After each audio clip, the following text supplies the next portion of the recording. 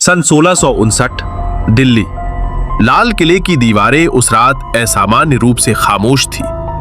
मुगल साम्राज्य अपने चरम पर था, लेकिन अंदर ही अंदर कुछ सड़ रहा था। शाहजहां बीमार था। 4 बेटे, 4 दावेदार और एक तख्त जिस पर बैठने के लिए खून बहना तय था। उस रात दारा शिकोह अपने कमरे में कुरान और उपनिषद दोनों खुले रखे बैठा था। वो अलग था, बहुत अलग।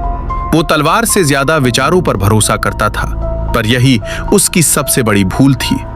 उसी समय आगरा से खबर पहुंची, औरंगजेब सेना लेकर बढ़ चुका है। कोई ऐलान नहीं, कोई चेतावनी नहीं, सीधा युद्ध।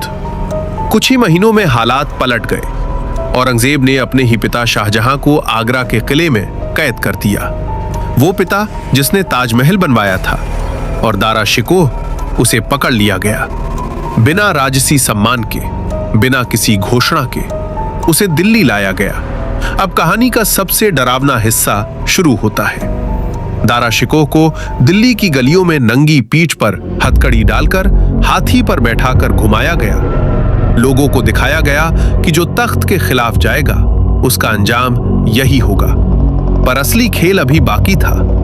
30 अगस्त 1659 की रात, कोई ढोल नहीं, कोई शोर नहीं, दारा शिकोह को चुपचाप मार दिया गया। इतिहास कहता है उसका सिर काटा गया, और जो हुआ वो सुनकर आज भी रोंगटे खड़े हो जाते हैं। औरंगजेब ने दारा का कटा हुआ सिर एक डिब्बे में बंद करवाया, और वो डिब्बा आगरा भेजा गया, अपने कैद पिता शाहजहां के पास।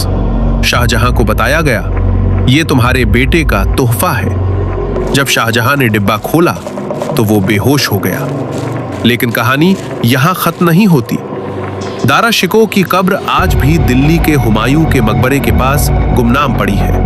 कोई नाम नहीं, कोई निशान नहीं। इतिहासकार कहते हैं उसे जानबूझकर मिटा दिया गया, क्योंकि अगर लोग उसे याद रखते तो औरंगजेब को एक हत्यारे के रूप में याद करते। और सबसे चौंकाने वाली बात, जिस औरंगजेब ने सत्ता के लिए सब कुछ किया, वो खुद अपनी मौत के बाद एक साधारण बिना छत की कब्र में दफन हुआ।